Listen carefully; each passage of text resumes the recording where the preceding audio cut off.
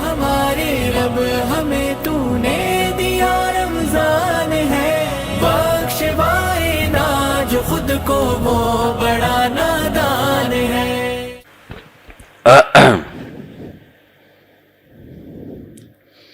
یہ قرآن دے دیں بھائی۔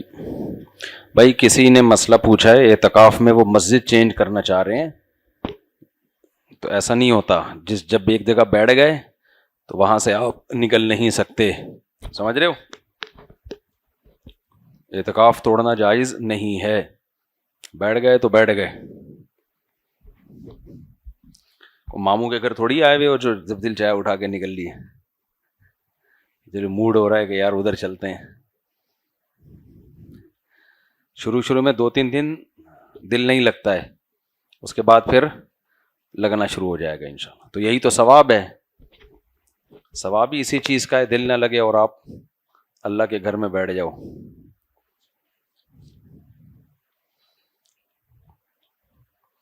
یہ بات خوب اچھی طرح سمجھ لو، شیطان سے بڑی فلم اس دنیا میں پیدا نہیں ہوئی ہے۔ جب آپ بیٹھتے ہو نا اعتکاف میں، کوئی بھی نیکی کرو گے نا، شیطان اس میں وسوسے بہت ڈالتا ہے۔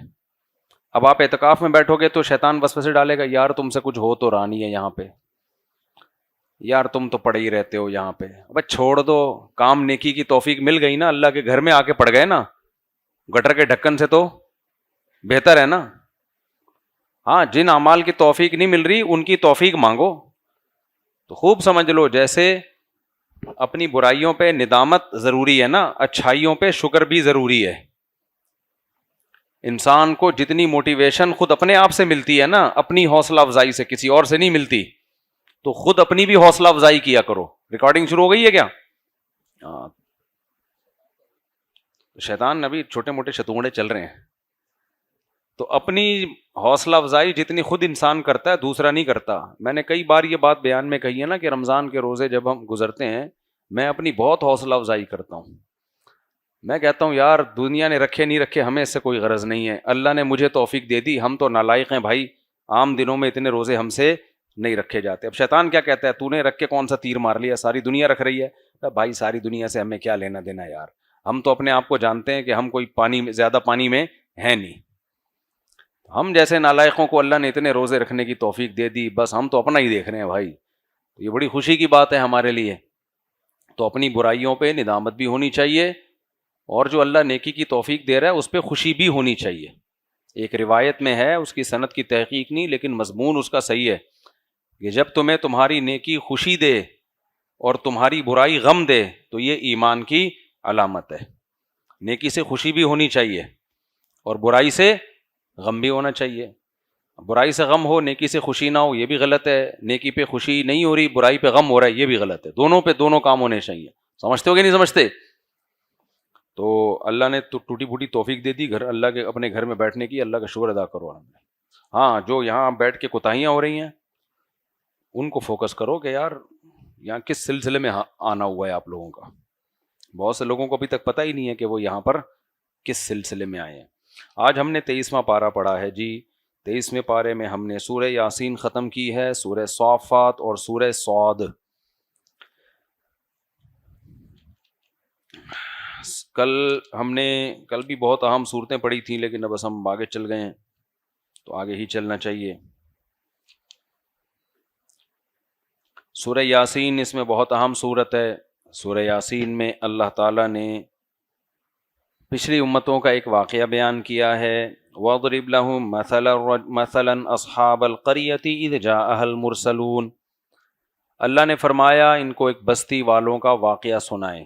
کہا جاتا ہے کہ حضرت عیسیٰ علیہ السلام کے دور کے قریب یہ بستی تھی، انطاکیہ جو ہے نا ترکی کا شہر، وہاں کے بارے میں کہا جاتا ہے، واللہ عالم، حقیقت اللہ ہی جانتا ہے۔ یہ اسرائیلی روایات ہوتی ہیں تو ان کے بارے میں نبی نے فرمایا کہ بیان کرنے میں کوئی حرج نہیں ہے، لیکن 100% یقین نہ کیا جائے۔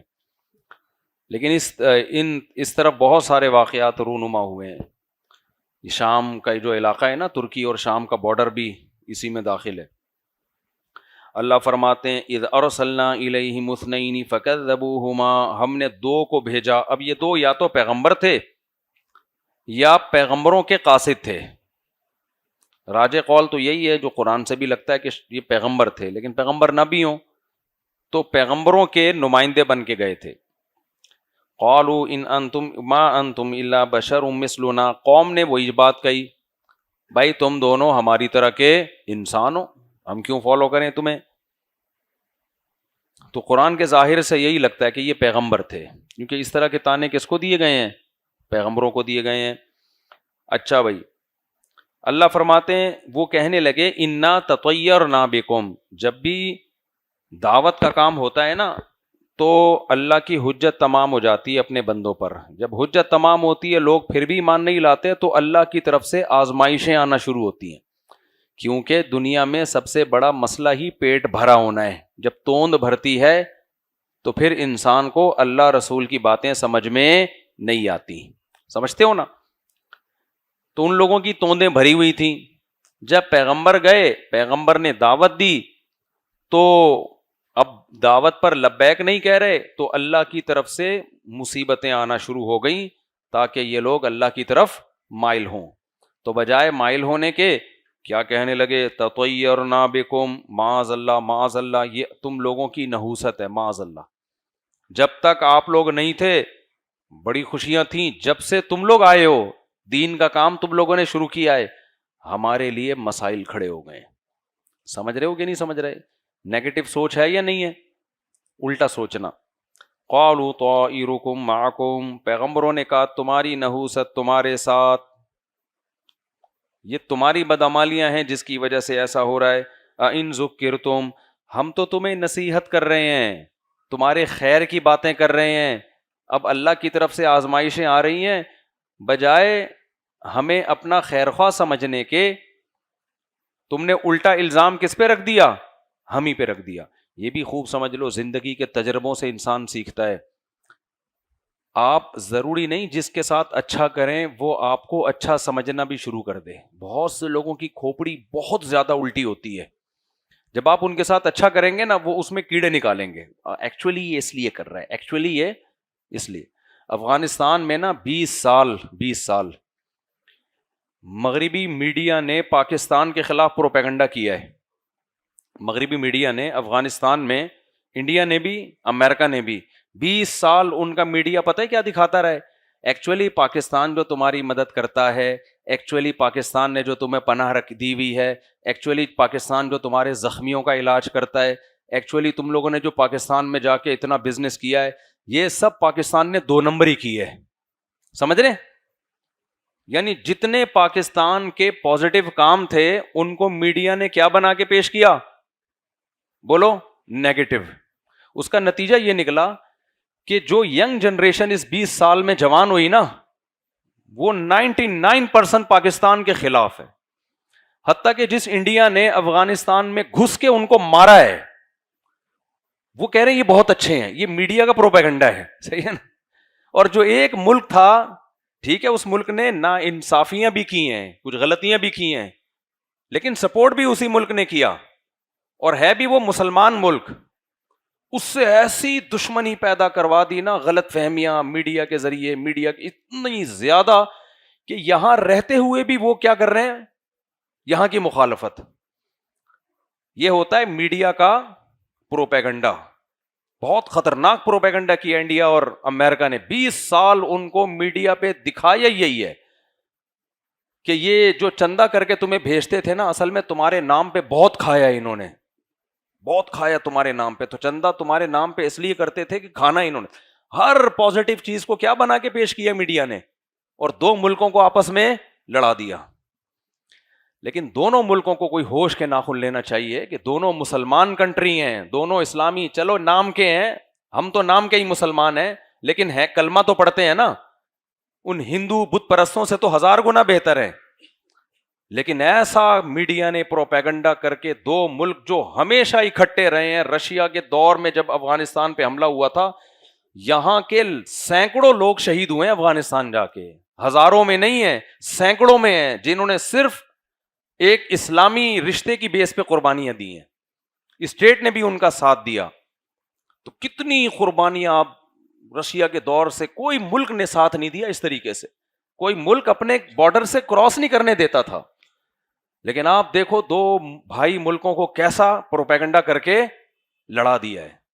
تو یہ دونوں ملکوں کو سمجھنا چاہیے کہ بھائی یہ کس کا پروپیگنڈا ہے؟ میڈیا کا. اور 20 سال وہاں پر یہی کچھ ہوتا رہا ہے. وہ پاکستان کے خلاف یہاں کی تنظیموں نے چندہ کر کے بھیجا. ابے یہ تنظیمیں تو اپنے چکر میں کر رہی تھیں. او بھائی بندے شہید کروا دیے اپنے اندر لے جا کے.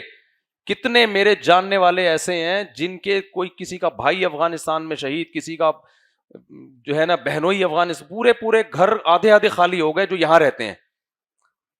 لیکن چونکہ وہ پاکستانی ہیں تو وہاں کے لوگ ان کی کسی قربانی کو ماننے کے لیے تیار نہیں ہیں. اور یہاں کے لوگ بھی ایسا ہی کر رہے ہیں. ایک دوسرے کے خلاف کیا چل رہی ہیں؟ بندوقیں. تو یہ نیگیٹیوٹی ہے, یہ پروپیگنڈا کس کا ہے؟ میڈیا کا پروپیگنڈا ہے. تو بہت ڈینجرس ہے, بہت خطرناک ہے, اور یہ کامیاب ہو گیا ہے پروپیگنڈا.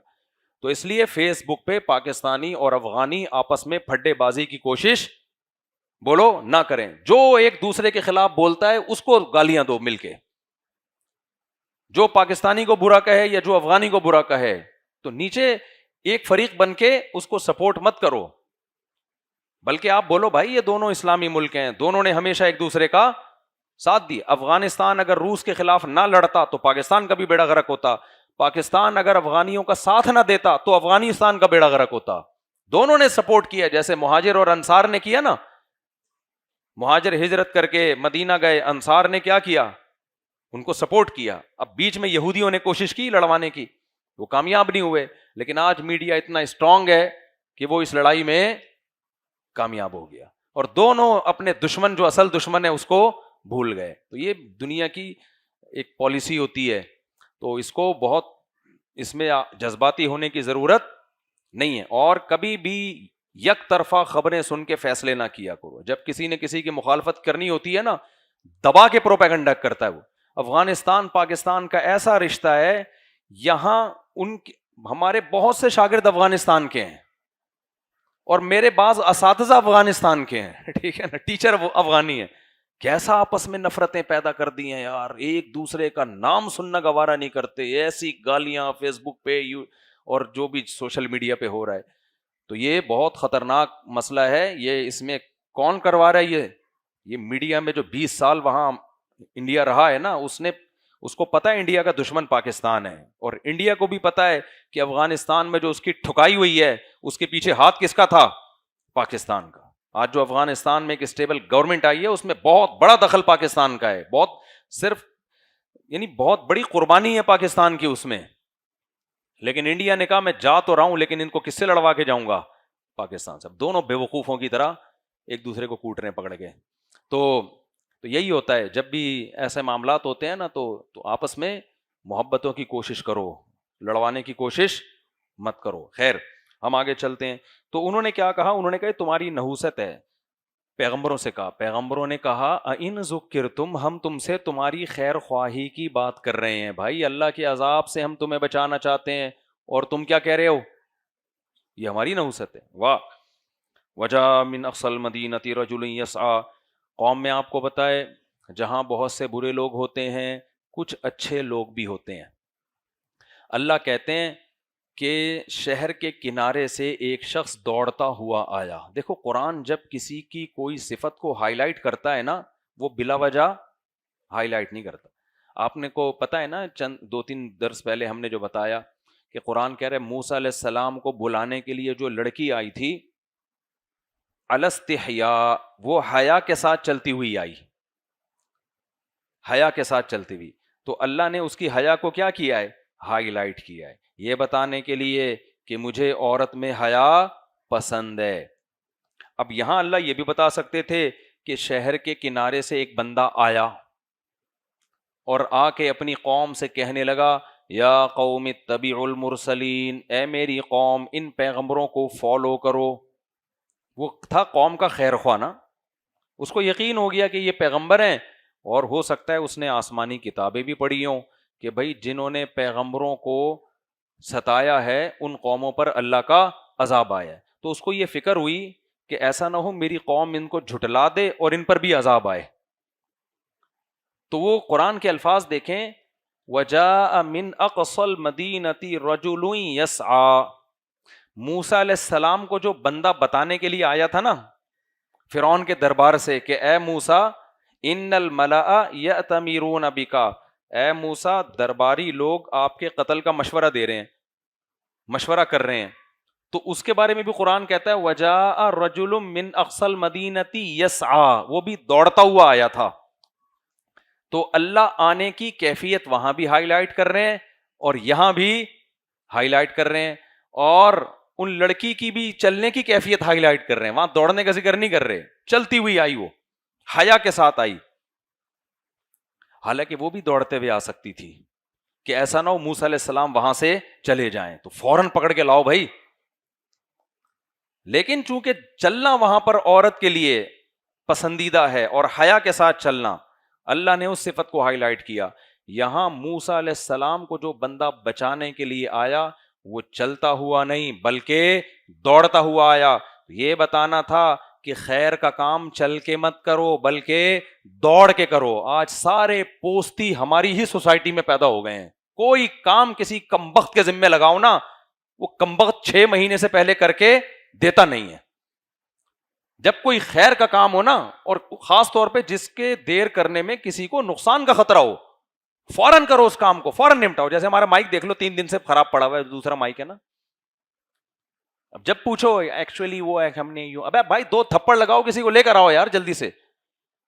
تھپڑ سے کام نہیں ہوتا، ڈبل پیسے دے دو. ہر مسجد میں یہی سستی ہے، ہر ادارے میں یہی، پوری قوم کیا ہے سست. مجھے بہت غصہ آتا ہے کسی کے بارے میں پتا چلے نا کام کا بولو اور وہ کل پرسوں، ابے بھائی تو تیرے پاس عذر کیا ہے. میں نے میز بنوانی تھی نا، میں نے کارپینٹر کو بلایا، میں نے کہا تیرا باپ بھی 24 گھنٹے کے اندر اگر بنائے گا، ایسے تو نہیں کہا تیرا باپ، دل میں یہ تھا بھائی صاحب مجھے میرا کام سارا رکا ہوا تھا نا، میں نے کہا 24 گھنٹے کے اندر مجھے میز چاہیے. اس نے کہا ایکچولی، میں نے کہا آپ نہیں بنا سکتے، میں کسی دوسرے کو بول رہا ہوں، مجھے 24 گھنٹے کے اندر چاہیے اور میں آپ کو زیادہ پیسے دے دوں گا. اگر پیسے ہیں تو زیادہ پیسے لگا دو نا، کنجوسی کیوں کرتے ہو؟ آپ گھسیٹتے ہو اس کو پیسے بچانے کے لیے اس کو پتا ہے یار یہ پیسے اتنے سے دے رہا ہے تو میں 24 گھنٹے کا بولوں گا، کروں گا 24 مہینے میں وہ صحیح کر رہا ہوتا. کنجوسوں کے ساتھ ایسا ہی ہونا چاہیے. ہمارے ایک دوست نے واقعہ سنا، یہ سب کام کی باتیں، یہ بیان سے ہٹ کے نہیں ہے. کہتے ہیں میں نے بہت لانگ روٹ پہ جانا تھا ٹیکسی میں، ٹیکسی والے نے بولا پتہ نہیں 1000 روپے، میں نے کہا نہیں 400 روپے، حالانکہ 400 بنتے نہیں تھے، 800 900 1000 بنتا تھا. کہہ رہے میں نے کم کرو، کہہ رہے بڑی مشکل سے 400 پہ ڈھیٹ پن کے نہ لے آیا. کہہ رہے وہ ایسے چلا رہا ہے نا روڑتا ہوا، اور مجھے لگ رہا تھا کہ یہ راستے میں کہیں ریگستان میں مجھے پھینک دے گا. کہہ رہے میں نے اس کو بولا 1000 دوں گا، اسپیڈ بڑھا. ٹھیک ہے نا، بڑھا دی اسپیڈ اس نے. تو مزدور کو پورا ہم کیا کرتے ہیں، نچوڑتے ہیں. چیزوں کے ریٹ خراب نہ کریں، لیکن سستی والا کام میرے بھائی اچھا نہیں ہوتا. اللہ نے اگر آپ کو گنجائش دی ہے بھائی تھوڑے زیادہ پیسے دو. تو میں ساتھیوں پہ پتہ ہے کیوں غصہ ہوتا ہے یار، مائک اگر خراب ہے تم کسی کو بلاؤ الیکٹریشین کو، اس کو بولو بھائی یہ 24 گھنٹے میں ہمیں صحیح چاہیے، آپ کی جتنی اجرت بنتی ہے ہم اس سے ڈبل آپ کو دیں گے. ڈبل اس چکر میں دے رہے ہیں کہ ہمیں چاہیے رزلٹ فوراً. رمضان گزر جائے گا، مائک دیکھو تراویح میں بھی حساب کتاب خراب ہوا ہے. تو میرے ہاتھ میں جو گھر کا سسٹم، جتنی چیزیں میرے ہاتھ میں ہے نا، آپ میرے دوستوں سے پوچھو، وہ میں ڈیلے الحمدللہ نہیں ہونے دیتا، میں فوراً کرواتا ہوں. ٹھک بھائی پیسے نہیں ہے تو خود ہی کرنا شروع کر دو. بعض دفعہ پیسے نہیں ہوتے انسان کے پاس، پھر آدھا کام خود ہی کرو، اٹھا کے پھینکو چیزیں گھر سے باہر. صاف کرنا ہے نا گھر. کیسے کیسے لوگوں کے گھروں میں آثار قدیمہ کے بکسے پڑے ہوئے ہیں. خواتین کی عادت ہوتی ہے پرانی چیزیں سنبھال کے رکھنا، وہ اتنی پرانی وہ. یہ بھائی اٹھاؤ گھر کو صاف کرو یار، استعمال کے قابل ہے، نہیں تو ٹین ڈبے والے کو دو. ہم نے قبر میں جانا ہے تو یہ کوئی چیز ہمارے ساتھ قبر میں نہیں جائے گی. تو وہ کیا، کہاں سے کہاں بات چلی گئی. تو یہ جو یسعا کا لفظ ہے نا، یسعا، وہ اگر پاکستانی ہوتا نا جو موسیٰ علیہ السلام کو بچانے کے لیے آ رہا تھا، پتہ ہے جب فرعون کے دربار میں مشورہ ہوتا تو وہ پڑا ہوتا پوستیوں کی طرح، کہتا یار یہ تو بہت خراب ہو گیا. اب حضرت موسیٰ کے ساتھ تو اپنی پرانی دوستی ہے، ہم محل میں رہے بھی ہیں، تو میں بتاؤں گا ذرا 2-3 لوگوں کے ذمے لگا دے گا کہ یار مجھے یاد دلا دینا صبح ناشتے کے بعد. پھر اٹھ کے نیند نہیں آئے گی تو تھوڑا دیر سے اٹھے گا, پھر سوچے گا, پھر پوستیوں کی طرح چلے گا, راستے میں 10 دفعہ چائے کے لیے رکے گا. یہ وہ لوگ ہیں جو خیر خواہ ہیں, یعنی جو چاہتے ہیں کہ قوم بچ جائے. پھر جب وہاں پہنچے گا تو اطلاع ملے گی کہ بھائی ان کو تو اریسٹ کر لیا. اب یار بہرحال اب ہم تو بچانا چاہتے تھے, اب قدرت کی طرف سے اگر کچھ ہو گیا تو ہو گیا. ابے ہلو فوراً, کوئی گھر میں کوئی خدا نخواستہ کوئی اٹیک ہوتا ہے تو فوراً بھاگو اس کو لے کے, زمین آسمان ادھر سے ادھر کر دو. تو یہ جو سستی ہے نا, میں بار بار اس پہ بیان کرتا ہوں, میں نہیں کہہ رہا ہم کوئی بہت زیادہ چست ہیں, آپ سمجھے یہ پتہ نہیں کتنے بڑے فنٹر ہوں گے, لیکن یہ چستی ہے بہرحال بری. میں تو اس لیے بولتا ہوں تاکہ مجھے بھی موٹیویشن ملے نا, اگر میرے اندر سستی ہے تو وہ بھی ختم ہو. یا تو کام کرو ہی نہیں, پوستی کی طرح پڑے رہو, بولے ہم نے کرنا ہی نہیں ہے, جاؤ پھر ٹھیک ہے. جب میں نے کام نہیں کرنا ہوتا میں نہیں کرتا, جاؤ نہیں کر رہا. لیکن جب کرو تو پھر کیسے کرو بھائی. میں جب کوئی تحقیقی کام کرتا ہوں نا, تحقیقی کام, یا تو میں کرتا ہی نہیں, جب کرنے کے لیے بیٹھتا ہوں نا پھر پورا دماغ ادھر لگاتا ہوں. میں آدھے گھنٹے میں دماغ کی چولہے ہل جاتی ہیں, ایسے تحقیق کرتا ہوں میں. پھر جب چولہے ہلنے لگتی ہیں مجھے لگتا ہے دماغ خراب ہونا شروع ہوا, کام بند کر کے ٹہلتا ہوں, تھوڑا گھومتا ہوں پھرتا ہوں, تھوڑا دماغ فریش ہو, پھر آ کے کنٹینیو اس طریقے سے جب تک آپ کوئی کام نہیں کرتے کوئی بھی کام ہوتا نہیں ہے. یہاں جس کم وقت کے ذمے کوئی کام لگاؤ نا, پوچھو کہ ہوا ہی نہیں ہے, ہوا ہی نہیں ہے, ہوا ہی نہیں ہے, بھول گئے, یہ ہو گیا وہ ہو گیا. تو میرے بھائی نبی صلی اللہ علیہ وسلم نے دعا مانگی ہے, اللہم انی اعوذ بک من الجبن ومن البخل ومن الکسل. اے اللہ میں بزدلی سے تیری پناہ مانگتا ہوں, اور اے اللہ میں کنجوسی سے تیری پناہ مانگتا ہوں. کنجوسی بھی اسی میں داخل ہے, خرچی نہیں کر رہے. اور تیسری چیز میں سستی سے تیری پناہ مانگتا ہوں. ہمیں نہیں ملتا کہ صحابہ کرام میں کوئی سست تھا. تو یہ جو یسعا کا لفظ قرآن نے ہائی لائٹ کیا ہے, اس کا مطلب سمجھ میں آیا کہ وہ بنی اسرائیل جو فرعون کے محل میں جو فرعونی بیٹھا ہوا تھا, قبطی قوم میں سے تھا, لیکن موسیٰ علیہ السلام کا خیر خواہ تھا. اسے جب پتا چلا نا کہ مشورہ ہو رہا ہے کہ موسیٰ کو قتل کر دیا جائے گا, اس نے سستی نہیں کی. اس نے کہا نیند کو آگے پیچھے کرو, چائے پان گٹکا گیا تیل لینے, ابھی تگڑ تگڑ دوڑ لگاؤ موسیٰ کی طرف. حالانکہ وہ تعویل بھی کر سکتا تھا کہ بھئی فوجیں ابھی تھوڑی جا رہی ہیں, فوراً ہو سکتا ہے کل جائیں. بھائی اگر ابھی چلے گئے اور پکڑ لیا تو موسیٰ کو تو قتل کر دیں گے, فوراً بھاگو یہاں سے. تو قرآن کہہ رہا ہے دوڑتا ہوا آیا, دوڑتا ہوا. سمجھتے ہو کہ نہیں سمجھتے ہو؟ تو کبھی کبھار دوڑ کے بھی کوئی کام کر لیا کرو. یہ دوڑتا ہوا جب کرے گا نا کوئی کام, جب دوڑنا آتا ہوگا. جب دوڑنا ہی نہیں آتا ہوگا تو اس سے پتہ چلتا ہے دوڑنا سیکھنا بھی چاہیے تھوڑی بہت. کراچی میں تو بہت ضروری ہے, کیونکہ یہاں کے کتوں کو دوڑنا آتا ہے, آپ کو آئے نہ آئے. جب کتا آپ کے پیچھے دوڑے گا نا تو کتا یہ نہیں دیکھتا کہ اس کو بھی دوڑنا آتا ہے کہ نہیں آتا, کتا نہیں دیکھتا یہ. ورنہ بعض دفعہ یہ ہوتا ہے نا, آپ کو آتا نہیں ہے تو آپ کتے کو سمجھاؤ ابے میں تو مجبور ہوں, تو میری مجبوری کا تو خیال کر, تو کتا یہ بات سمجھ جائے گا. تو اس لیے دوڑا کرو, دوڑنا جو ہے نا ضروری ہے. دوسرا اللہ نے یہاں یہ ذکر کیا کہ جب اس قوم کو نے پیغمبروں کو جھٹلایا تو قوم کا ایک فرد تھا جو شہر کے کنارے پہ رہتا تھا, گاؤں دیہات میں, مضافات میں. اس کو پتا چلا بھائی کہ ایسے پیغمبر آئے ہیں اور قوم کو خیر کی باتیں کر رہے ہیں. تو قرآن کہتا ہے وہ بھی چل کے نہیں بلکہ دوڑ کے آیا, اس میں بھی خیر خواہی تھی. اور ایسے چست لوگ ہی دعوت پر لبیک کہتے ہیں. یہ چستی خود اس کی علامت تھی کہ وہ کیوں مومن ہوا, کیوں ایمان لایا. تو دوڑتا ہوا آیا اور کہنے لگا یا قوم اتبعوا المرسلین, اے میری قوم پیغمبروں کی اتباع کرو, ان کو جھٹلاؤ مت. کیوں جھٹلاؤ مت؟ اتبعوا من لا یسألکم. پھر دلیل دینے لگا, دیکھو یہ تم سے اس کا کوئی مطالبہ نہیں کر رہے, اجر نہیں مانگ رہے, ان کا کیا فائدہ ہے اس دعوت پر ایمان لانے میں. ان کے برحق ہونے کی دلیل دے رہا ہے. من لا یسألکم اجرا وہم مہتدون, اور یہ خود ہدایت یافتہ ہیں. ان کی جتنی تعلیمات ہیں وہ ساری کی ساری تعلیمات نیچر کو اپیل کرتی ہیں, فطرت کو اپیل کرتی ہیں, کوئی غلط بات تھوڑی کر رہے ہیں یہ. پھر آگے کہنے لگا وما لی لا اعبد الذی فطرنی والیہ ترجعون. اس طرح دعوت کا انداز سست لوگوں کا کام نہیں ہے.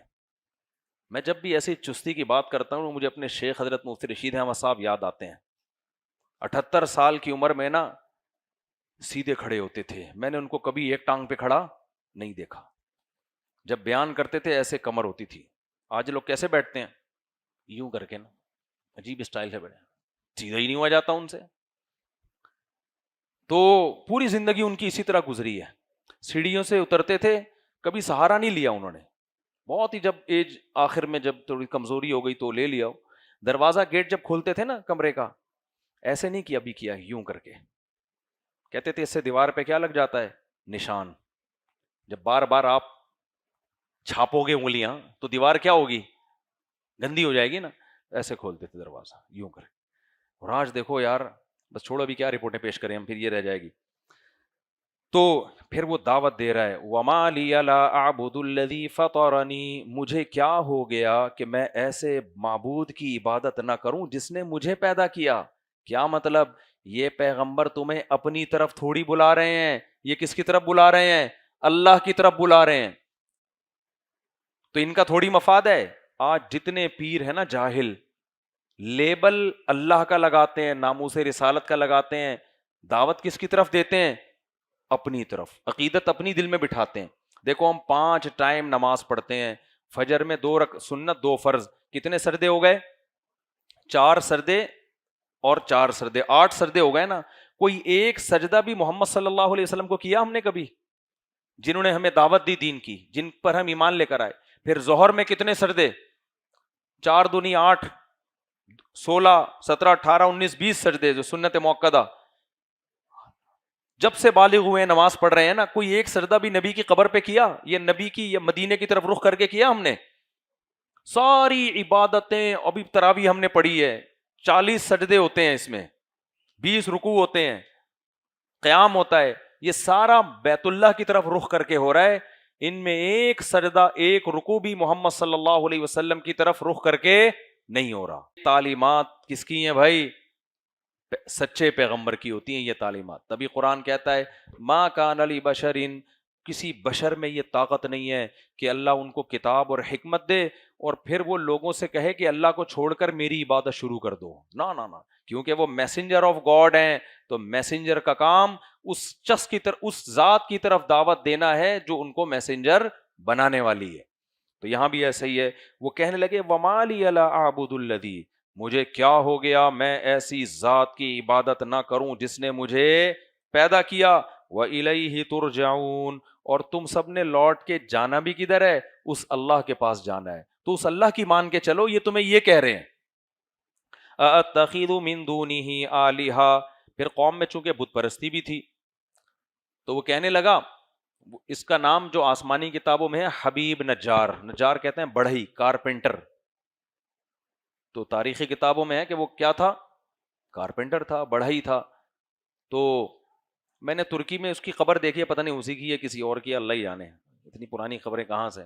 بہرحال ایک اندر جا کے کسی خبر ہے, کہتے ہیں حبیب نجار کی ہے, واللہ عالم ہے بھی یا نہیں ہے. بہرحال ہم نے دیکھ لی جا کے, ٹھیک ہے نا. تو اب اللہ ہی جانے اس کی خبر ہے یا کسی اور کی خبر ہے. تو اس نے کہا کہ أَأَتَّخِذُ مِن دُونِهِ آلِهَةً, دیکھو یہ تمہیں دعوت دے رہے ہیں کہ ان بتوں کو معبود نہ بناؤ. معبود کون ہے؟ اللہ. تو کیا میں اس اللہ کو چھوڑ کر جو نفع اور نقصان کا مالک ہے ان پتھروں کی پوجا شروع کر دوں جو میرے نفع اور نقصان کے مالک نہیں ہے؟ یہ کیسے ممکن ہے؟ یعنی خود عقل سے بھی تو سوچو. انی اذا لفی ضلال مبین, میں تو پھر بڑی گمراہی میں ہوں گا. اگر میں یہ کام کرنا شروع کر دوں میں تو بڑی گمراہی میں ہوں گا.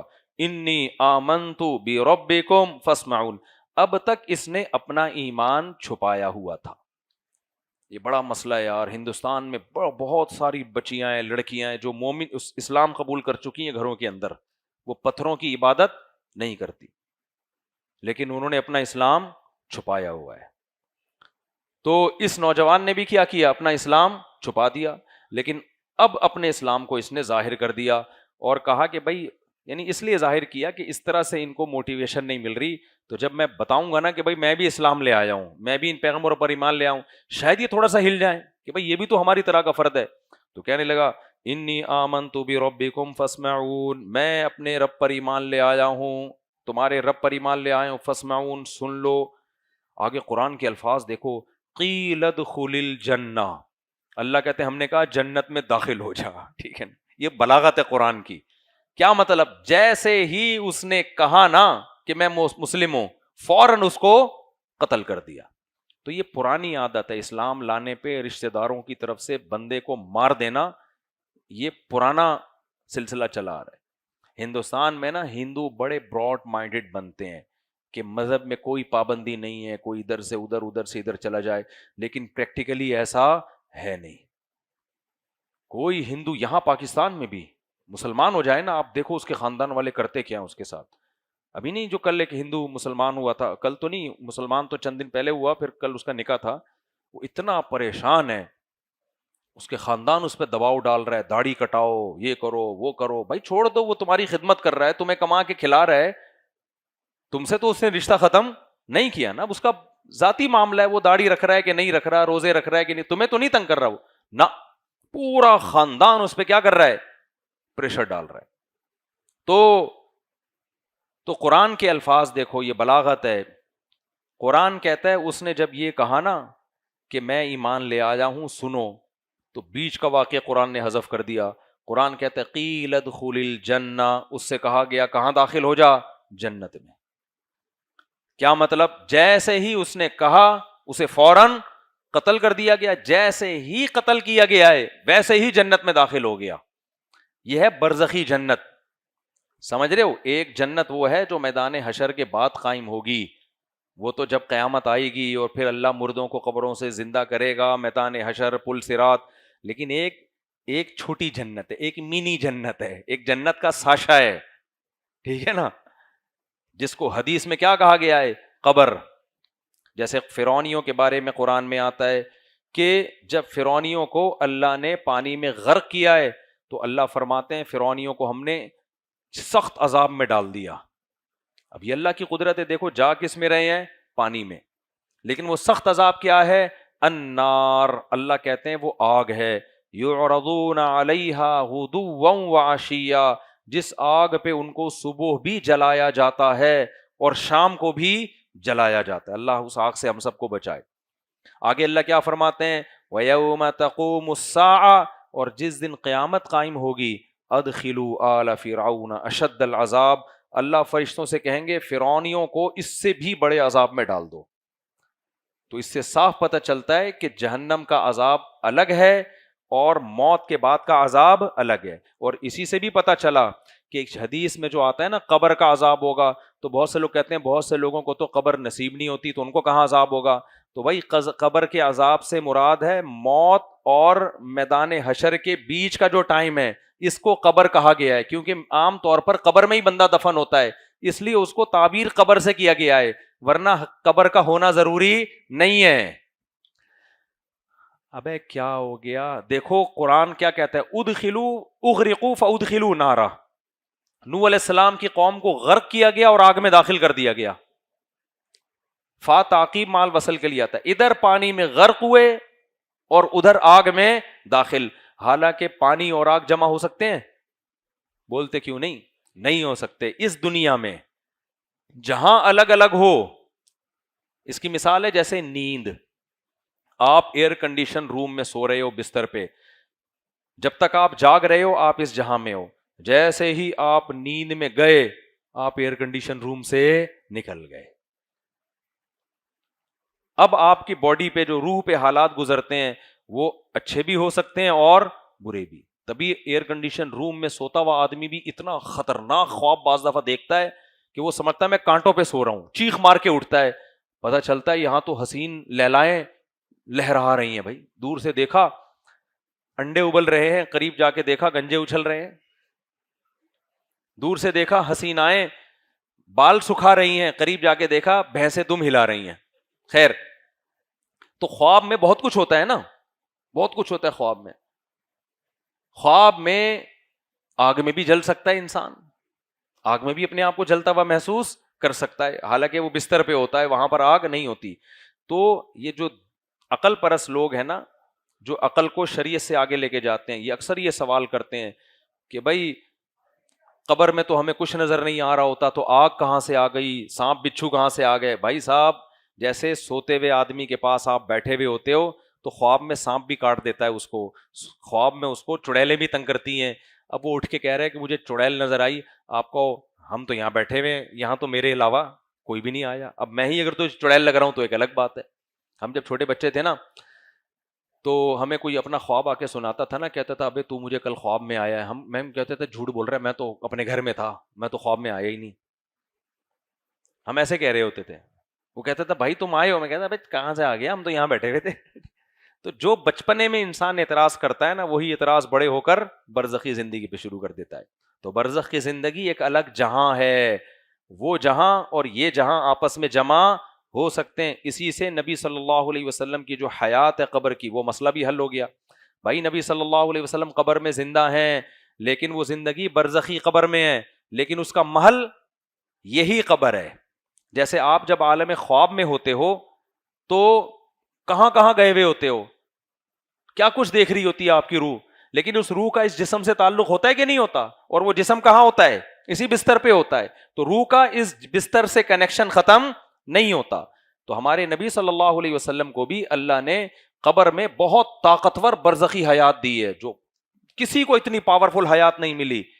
لیکن اس حیات کا تعلق کس سے ہے؟ اسی جسد اطہر سے ہے. تو علیین میں بھی ہے آپ صلی اللہ علیہ وسلم کی روح، جنت میں بھی ہے آپ صلی اللہ علیہ وسلم کی روح، لیکن اس روح کا اس جسم سے تعلق ختم نہیں ہوا، کیونکہ یہ دونوں جہان الگ الگ جہان ہیں. یہ دونوں جمع ہو سکتے ہیں ایک ہی ٹائم پہ، کہ برزخ میں آپ علیین میں ہو اور اس مادی قبر میں کہاں ہو؟ اسی قبر کے اندر ہو. سمجھتے ہو کہ نہیں سمجھتے؟ تو لوگوں نے چونکہ اس کو الگ الگ جہان، ایک ہی جہان فرض کر لیا، اس لیے وہ تطبیق ان سے ہوتی نہیں ہے کہ بھائی روح جب علیین میں ہے تو قبر میں کیسے ہو گئی، قبر میں ہے تو علیین میں کیسے ہو گئی؟ بھائی یہ قبر مادی قبر ہے، اور جو علیین ہے وہ برزخی قبر میں ہے. سمجھتے ہو کہ نہیں سمجھتے؟ تو دونوں الگ الگ جہاں ہیں. تو اسی وجہ سے مردے کو جب ہم قبر میں دفناتے ہیں نا تو دیکھنے میں کچھ بھی نہیں ہوتا، لیکن اس کے اوپر جو آفت گزر رہی ہوتی ہے یہ وہ ہی جانتا ہے. تو قرآن سے ہمیں یہ پتہ چلتا ہے اغرقوا فادخلوا نارا، اللہ کہتے ہیں قوم نوح کو غرق کیا گیا اور آگ میں داخل. جیسے ہی وہ ڈوب کے ان کی روح نکلی ہے نا، تو اب ان کو یہ نہیں محسوس ہو رہا تھا ہم پانی میں ہیں، اب ان کو کیا محسوس ہو رہا تھا؟ ہم آگ میں. اللہ بچائے ہمیں سب کو آگ سے. آج جو فرعون کی لاش مصر میں رکھی ہوئی ہے تو ہمیں تو اس کا باڈی نظر آتی ہے، لیکن قرآن کیا کہہ رہے ہیں؟ صبح اور شام آگ میں جلایا جاتا ہے اس کو، چیخیں مارتا ہے وہ، ہمیں تو نظر نہیں آ رہا. وہ بالکل ایسے جیسے سوتا ہوا آدمی ہمیں سکون کی نیند میں نظر آتا ہے. تو راک کو جلا دیا جائے، پہاڑوں پہ پھینک دیا جائے. اللہ کہتا ہے قد علمنا ما تنقص الارض منہم، تمہاری باڈی کا جو جو حصہ جہاں جا رہا ہے ہم اس سے غافل نہیں ہیں. اللہ غافل نہیں ہے. تو یہاں بھی ایسے ہی. اب دیکھو مجھے بڑا مزہ آتا ہے اس آیت میں. اللہ کہتے ہیں اس شخص نے کہا کہ میں ایمان لے آیا، جیسے ہی کہا اللہ نے کہا جنت میں داخل ہو. سیکنڈوں کے اندر کہاں گیا ہے؟ جنت. حالانکہ اس کی لاش تڑپ رہی ہوگی جب انہوں نے گردن اڑائی ہو. جیسے ہی کہا نا انہوں نے فوراً قتل کر دیا اس کو. تیری ایسی کی تیسی، تو نے مذہب چھوڑ دیا. اور اگلے الفاظ اس سے بھی زیادہ مزے کے ہیں، اس سے بھی زیادہ مزے کے. جیسے ہی گردن اڑائی ہے نا اس کی، لاش تو ادھر تڑپ رہی ہے، لیکن اللہ کیا کہتے ہیں؟ ہم نے کہا جنت میں داخل. تو پتہ ہے کیا کہتا ہے؟ قال یا لیت قومی یعلمون، ہائے کاش میری قوم یہ منظر اپنی آنکھوں سے دیکھ لے، کہ وہ سمجھ رہے ہیں ہم نے قتل کر کے ہلاک کر دیا اور میں اس جہان سے اس جہان میں شفٹ ہو کے کہاں جا رہا ہوں؟ جنت کے باغات میں، جو برزخ کی جنت تھی. کاش میری قوم یہ منظر دیکھ لے. کتنا تھوڑا سا فاصلہ ہے، سیکنڈوں کا. سمجھ رہے؟ جیسے نیند میں اور جاگنے میں سیکنڈوں کا فاصلہ ہوتا ہے کہ نہیں ہوتا؟ آپ جب جاگ رہے ہو، آپ کے سامنے وسیم کے علاوہ کوئی اور صاحب بیٹھے ہوئے ہیں، وسیم نے تو منع کر دیا نام لینے سے، غفار کے علاوہ کوئی اور صاحب بیٹھے ہوئے ہیں، تو ادھر آپ کی آنکھ، یا اور اچھی مثال دیتا ہوں نا، بیگم سے پھڈا ہو رہا ہے، دوسری شادی نہیں کرنے دے رہی. اکثر لوگوں کے یہ پھڈے ہوتے رہتے ہیں. آپ غم کی حالت میں لیٹ گئے، بیگم بیٹھی ہوئی ہے، گھور کے دیکھ رہی ہے، آپ ڈپریشن میں، ٹینشن میں. اسی میں آپ کی آنکھ لگی اور آپ ابھی سیکنڈوں کے اندر یہ کام ہوتا ہے، اور خواب کیا شروع ہوا، دولہا بنے ہوئے وہ 4 دلہنیں بیٹھی ہوئی ہیں. ہوتا ہے کہ نہیں ہوتا؟ کتنے لوگوں کے ساتھ ہوا یہ؟ اب آپ کی ایک دم آنکھ کھلی تو آپ نے کہا بیگم میں تو دولہا بنا ہوا بیٹھا تھا اور 4 بیگمیں بیٹھی ہوئی تھی دلہن بنی ہوئی. بیگم کہے گی تو ابھی میرے سامنے گپ شپ لگا رہا تھا، میں تجھے دھمکیاں دے رہی تھی، اور ابھی میرے بھائی آنے والے ہیں تجھے کوٹنے کے لیے، ڈنڈے لے کے پہنچ رہے ہیں وہ، اور 1 سیکنڈ کے اندر تیری شادی بھی ہو گئی. تو آپ کیا کہو گے؟ بیگم وہ اگلے جہاں میں ہوئی ہے، اور اس جہاں سے اس جہاں پہنچنے میں سیکنڈوں کا ٹائم لگتا ہے، زیادہ ٹائم نہیں لگتا. تو اللہ کیسے ہمیں یقین دلا رہا ہے لیکن دکھا نہیں رہا. اور کمال کی بات ہے یار، ہمیں تو دکھایا، میں نے تو شہیدوں کے خون کی خوشبو سونگھی ہے، یہ تو دکھا دیا نا اللہ نے دنیا میں. صحیح بخاری مسلم کی حدیث ہے کہ شہید کے خون میں میدان حشر میں جب شہید آئے گا نا، اس کا زخم بہہ رہا ہوگا، زخم جاری ہوگا. دیکھو زخم کا جاری ہونا کمال نہیں ہے، عیب ہے. ہر شخص چاہتا ہے میرا زخم رک جائے. جو بھی اللہ کی راہ میں جہاد میں زخمی ہوگا وہ چاہے گا میرا زخم کیا ہو، رک جائے نا. لیکن نبی صلی اللہ علیہ وسلم فرمائے جو اللہ کی راہ میں زخمی ہوگا نا، تو قیامت کے دن جب آئے گا تو زخم بہہ رہا ہوگا، رکا ہوا نہیں ہوگا. کیوں؟ تبھی تو اللہ کو کہہ سکے گا کہ اللہ تیرے راستے میں میرا زخم بہا ہے، کچھ ٹائم کے لیے ہم نے بھی زخم بہایا ہے، اسی سے تو فضیلت ثابت ہوگی. تو اللہ کو اس زخم کا بہنا اتنا پسند ہوگا، اللہ کہے گا بہتے ہوئے زخم کے ساتھ آ. ٹھیک ہے نا، بہتے ہوئے زخم کے ساتھ آ، میں چاہتا ہوں اسی انداز سے تو میرے سامنے آئے. اور پھر نبی صلی اللہ علیہ وسلم نے فرمایا اس کی خوشبو مشک کی خوشبو ہوگی. خون میں تو بدبو ہوتی ہے، خوشبو نہیں ہوتی. میں نے اللہ کی قسم شہیدوں کے خون کی خوشبو سونگی اپنی ناک سے، اور میں کیا بہت لوگوں نے سونگی ہے، اور بار بار مفتی عتیق الرحمان صاحب کا تو واقعہ بتاتا ہی رہتا ہوں میں. تو بعض دفعہ اللہ دنیا میں بھی دکھا دیتے ہیں. ایک واقعہ تو میں بہت بتاتا ہوں. افغانستان میں جب یہ لڑائی ہو رہی تھی نا، تو ریڈ کراس والوں نے ایک خبر شائع کی تھی، میں نے ان کی جو آفیشیل ویب سائٹ ہے نا اس پہ دیکھی تھی، کہ ہم جب مجاہدین کی خون دیکھتے ہیں تو بہت سو کے خون سے خوشبو آ رہی ہوتی ہے جب لاشیں اٹھانے کے لیے جاتے ہیں، اور 1 ہفتے تک ان کا جسم سلامت ہوتا ہے. انہوں نے کہا جب ہم امریکیوں کی لاشیں اٹھاتے ہیں تو سڑی ہوئی بو آ رہی ہوتی ہے اور جسم بھی فوراً خراب. یہ خبر اسلام اخبار میں شائع ہوئی تو میں نے کہا یار ان کی آفیشیل ویب سائٹ پہ جا کے دیکھو. آفیشیل ویب سائٹ پہ نا چھوٹی سی لگائی ہوئی تھی انہوں نے خبر. سب شہداء کے ساتھ ایسا نہیں ہوتا لیکن بعض کے ساتھ. ریڈ کراس والے حیران تھے یہ ہوتا کیا ہے، کہ بعض لاشیں ہم اٹھاتے ہیں جو افغانیوں کی ہوتی ہیں، لاشیں ہم اٹھاتے ہیں تو 1 ہفتہ پڑی ہوئی ہیں ٹھیک لاشیں، اور خوشبو بھی آ رہی ہے. تو یہ کہاں سے آ رہی ہے بھائی خون کے اندر سے اتنی خوشبو؟ تو انہوں نے کہا کہ ہم ان کی ڈاکٹروں کو بتایا کہ ان کی غذاؤں پہ تحقیق ہوگی کہ کیا کھا رہے ہیں جس کی وجہ سے کوئی ایسا کیمیکل تو نہیں کھا کے شہید ہوتے کہ اس کیمیکل کی وجہ سے باڈی 1 ہفتہ محفوظ ہے. بھائی چلو خاندان والوں کے پاس باڈی ہو تو کہا جا سکتا ہے کوئی کیمیکل لگا دی، باڈی تو دشمن کے علاقے میں پڑی ہوئی ہے، وہ تو وہاں پڑی ہوئی ہے. تو کچھ چیزیں اللہ دنیا میں دکھا دیتے ہیں. تو اللہ کہتے ہیں کہ یہ ایسا معاملہ کہ ادھر شہید کیا، ایک صحابی تھے نا مکہ میں، نام ان کا میرے ذہن سے نکل گیا، تو مشرکین مکہ نے ان کو پکڑ لیا قتل کرنے کے لیے. اسلام لے آئے تھے وہ مکہ میں تو بڑا ظلم تھا. تو انہوں نے کہا جب تم مجھے قتل کر ہی رہے ہو تو مجھے اس طرح دے دو بلیڈ تاکہ میں اپنے جسم کے غیر ضروری بال صاف کر لوں.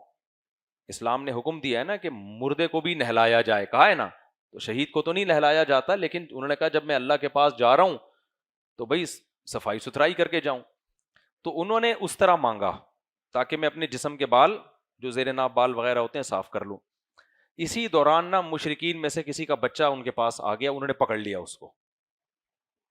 اب کیا ہے مشرکین ڈر گئے کہ بھائی جو بندہ قتل ہونے والا ہوتا ہے اس کے ہاتھ میں بلیڈ بھی ہے، اس طرح بھی ہے، اب وہ تو اپنے آپ کو بچانے کے لیے اس کو کیا کر دے گا، ذبح کر دے گا. ان کو تو پتہ ہے مرنا ہی ہے، لیکن انہوں نے یہ کام نہیں کیا، اس بچے کو چھوڑ دیا.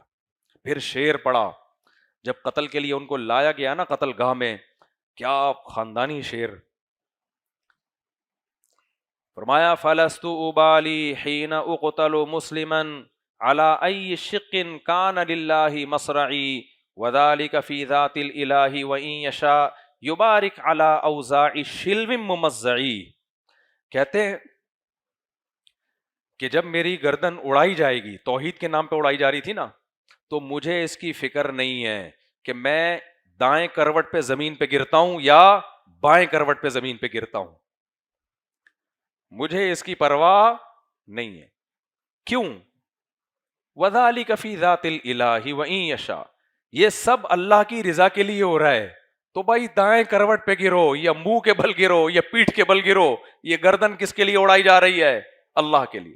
کوئی پرواہ نہیں ہے مجھے.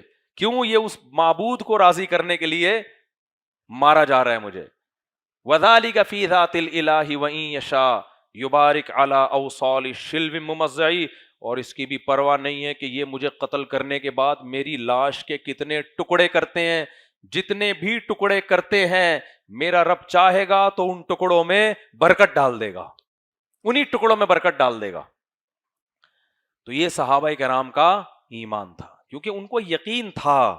یہ جو سورہ یاسین کی آیات ہے نا، ان کو یقین تھا کہ ادھر شہید ہوئے، ادھر کہاں گئے؟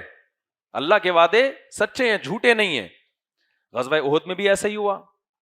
ایک صحابی نبی کے پاس آئے، عرض کیا یا رسول اللہ اگر میں شہید ہو جاؤں گا تو کہاں جاؤں گا؟ آپ نے فرمایا جنت میں. کیونکہ وہ لوگ نبی کو دیکھ رہے تھے نا اپنی آنکھوں سے کہ یہ سچے نبی ہیں، معجزے بھی دیکھے تھے. تو صحابی کھجور کھا رہے ہیں، ان کو خیال ہوا یہ کھجور کھانے کا زمانہ تو بہت لمبا ہے، جنت یہ سامنے ہے اور میں کھجوروں میں ٹائم ویسٹ کر رہا ہوں. اور گئے، تلوار اٹھائی اور میدان جنگ میں شہید ہو گئے. تو قرآن کیا کہتا ہے؟ قیل ادخل الجنہ. جیسے ہی قتل کیا گیا اللہ نے کہا جنت میں داخل ہو جا. قال یا لیت قومی یعلمون. وہ کہہ رہے کاش میری قوم یہ منظر اپنی آنکھوں سے دیکھ لے. کیا دیکھ لے؟ بما غفر علی ربی. میرے رب نے شہادت کی وجہ سے میرے سارے گناہوں کو معاف کر دیا. وجعلنی من المکرمین. اور مجھے کتنی عزت دے دی ہے اس نے. دیکھو ہم بھکاریوں کو بھی کچھ نہ کچھ نعمتیں دے دیتے ہیں. کبھی گھر میں اچھا کھانا پکا ہوتا ہے، بھکاری کو بھی پکڑا دیتے ہیں. عیاشی تو بعض دفعہ بھکاری بھی کر لیتا ہے، لیکن بھکاریوں کا اکرام نہیں کیا جاتا. جنت بھیک کے طور پہ نہیں دے گا اللہ. جنت کیسے دے گا؟ اکرام. وجعلنی من المکرمین. مجھے عزت دی اللہ تعالیٰ نے، عزت کے ساتھ یہ نعمتیں دی ہیں مجھے. تو قرآن کہتا ہے وما انزلنا علی قومہ من بعدہ من جند من السماء. انہوں نے تو اس کو قتل کر دیا، اور اس کے ساتھ تو یہ حال ہوا کہ وہ کہہ رہے کاش میری قوم کو پتہ چل جائے. لیکن اللہ کہتے ہیں ہم نے پھر اس قوم پر کوئی آسمان سے فرشتوں کا لشکر تباہ کرنے کے لیے نازل نہیں کیا. ان کانت الا صیحۃ واحدہ. ایک فرشتے کو حکم دیا زوردار چیخ مارو. فاذا هم خامدون. وہ بجھ کے رہ گئے. جیسے آگ بجھتی ہے نا، آگ پہ ایسے شعلے مار رہی ہوتی ہے اور وہ اچھل رہی ہے، ذرا سا پانی کا فوارہ بھی پھینکو ٹھپ ایک دم مارکیٹ سے شارٹ. تو ایسے ہی متکبر لوگ آگ کی طرح 2-2 فٹ اچھلتے ہیں، شعلے مارتے ہیں. میم یہ ہماری دادا گیری، ہماری بدماشی، کون ہے یہ؟ دیکھا ہے نا متکبر لوگوں کو. ابے کیا اللہ رسول اللہ ترقی کرو، گورا چاند پہ پہنچ گیا اور تم کس کی باتیں کر رہے ہو؟ اللہ رسول کی. گورے نے یہ کہا تو اللہ رسول کی باتوں کی مخالفت کی وجہ سے تھوڑی چاند پہ گیا ہے، جس وجہ سے گیا وہ وجہ تم بھی کر لو. اور تو تکبر بہت اچھلتا ہے انسان. تو اللہ کہہ رہے یہ قوم بھی نا بہت زیادہ اچھل رہی تھی. پیسہ بھی ہے، پیٹ بھی بھرا ہوا ہے، قد بھی لمبے لمبے ہیں، صحتیں بھی ہیں. تو اب اللہ کے علاوہ ہر بات سمجھ میں آ رہی ہے. اس لیے اللہ کہتے ہیں ہم نے ایک فرشتے کو حکم دیا چیخ مارو. دیکھو اللہ کی عادت پتہ ہے کیا ہے؟ طاقتور قوموں کو ہلکے عذاب سے مارا ہے اللہ نے. قوم عاد کو ہوا سے مارا، قوم سمود کو فرشتے نے چیخ دی اس سے مارا. یہاں بھی ایسا ہی ہے. کیوں؟ کیونکہ قوم عاد اور قوم سمود بہت طاقتور تھے، اور ہوا اور آواز ہلکی ترین چیز ہے. ہوا سے کسی کو مارنا آسان ہے کیا؟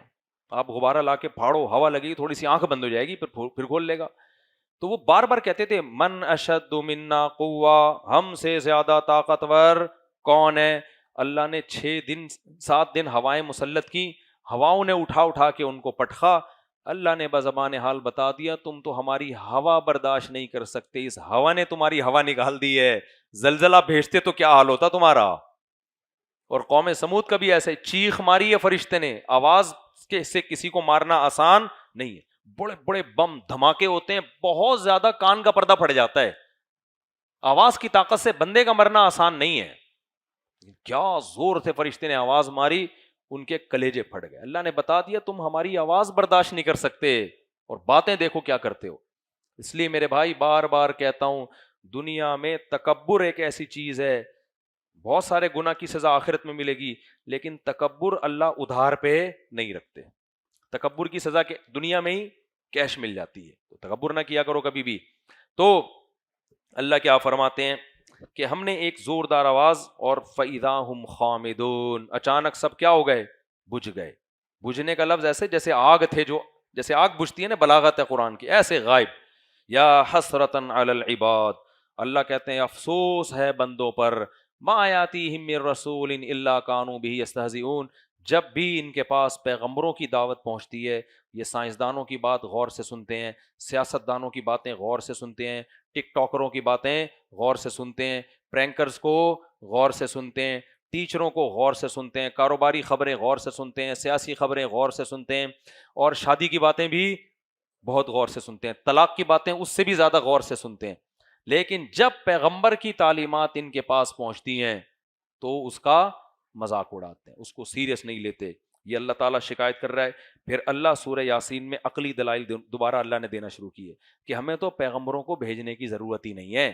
تم خود زمین آسمان میں جو نشانیاں دیکھ رہے ہو, تمہارا خود دماغ نہیں اس طرف جاتا کہ کون ہے جو یہ احسانات ہم پر کر رہا ہے. خود بھی تو کچھ غور کرو نا, تمہیں آ کے پیغمبر سمجھا کے جا رہے ہیں, خود بھی تو غور کرو کہ کس نے پیدا کر دیا سب کچھ. اہلکنا قبلہم من القرون, کیا دیکھتے نہیں ہیں, وآیۃ لہم الارض المیتہ, دیکھو یہ کیسی مردہ زمین ہے, احییناہا, کیسا ہم اس کو زندہ کرتے ہیں, اور اس سے ہم کیسے نباتات پیدا کرتے ہیں, دانے پیدا کرتے ہیں جس سے تم کھاتے ہو, چنے کی دال, ماش کی دال, جو, گندم, مکئی, کیا کچھ یہ مٹی, گوبر, پانی کے ملاپ سے پیدا ہو رہا ہے سب کچھ. وجعلنا فیہا جنات من نخیل, کیسے ہم نے کھجوروں کے اور انگوروں کے باغات پیدا کر دیے, اور لیاکلوا من ثمرہ وما عملت ایدیہم, ان درختوں کو تمہارے ہاتھوں نے نہیں بنایا. آگے اللہ اپنی نعمت بیان کرتے ہیں کہ دیکھو کیسے اس نے ہر چیز کو جوڑوں کی شکل میں پیدا کیا ہے, ہر چیز میں پیئرنگ. یہ اگر خود بخود کائنات بنی ہوتی تو نر مادہ جوڑوں کا نظام نہ بنا ہوتا. بھائی خود سے کوئی چیز وجود میں آتی ایک دم ابھر کے آ گئی, میل فیمیل کا چکر ہی نہ ہوتا. اللہ کہتے ہیں سبحان الذی خلق الازواج کلھا, ہر کائنات کی ہر چیز میں اس نے میل فیمیل بنایا ہے, ہر چیز میں. فرمایا مما تنبت الارض, زمین جو نباتات اگا رہی ہے اس میں بھی میل فیمیل ہے. حالانکہ اس زمانے میں یہ چیزیں دریافت بولو نہیں ہوئی تھیں کہ نباتات میں جو پھل پیدا ہوتا ہے نا, یہ میل فیمیل کا ملاپ ضروری ہے اس کے لیے بھی. وہ تو صرف کھجور کو جانتے تھے کہ ایک نر ہوتا ہے باقی مادہ, باقی تھوڑی پتا تھا ان کو. اللہ کہتے ہیں مما تنبت الارض ومن انفسہم ومما لا یعلمون, خود تمہارے اندر میل فیمیل کا سسٹم ہے, اور جو چیزیں تم نہیں جانتے ان میں بھی میل فیمیل کا سسٹم رکھا ہے میں نے. حتیٰ کہ الیکٹران توڑیں گے نا ایٹم کو, اس میں بھی میل فیمیل ہے. پوری کائنات کی جو اکائی ہے نا, جو سیل, جو بیسک جو ایٹم کو جب آپ توڑتے ہیں اس میں بھی الیکٹران اور پروٹون ہے. پورا جوڑوں پہ پورا نظام رکھا ہوا ہے پوری کائنات. اس کی وجہ سے کیا ہے, بیلنس. ایک کے چارج بڑھ جائے ایک کا کم ہو جائے, سسٹم کیا ہو جائے گا. تبھی تو میں کہتا ہوں بیلنس کے لیے چارج پازیٹیو چارج زیادہ ہوتا ہے. ابھی زیادہ نہیں بولوں گا اس پہ, نہیں سمجھ میں آیا اکیلے میں آنا پھر سمجھاؤں گا. بھائی الیکٹران پروٹون پہ پازیٹیو ہوتا ہے, الیکٹران پہ نیگیٹو. اب الیکٹران اگر زیادہ ہو جائیں اور پروٹون کم ہو تو سسٹم بن جائے گا کہ نہیں بن جائے گا, کیونکہ پازیٹیو چارج کم ہو جائے گا, نیگیٹو بڑھ جائے گا. ایٹم کی ایسی کی تیسی. اسی طرح الیکٹران کم ہو جائیں پروٹون بڑھ جائیں تو بھی سسٹم کی ایک بیلنس ہے نا.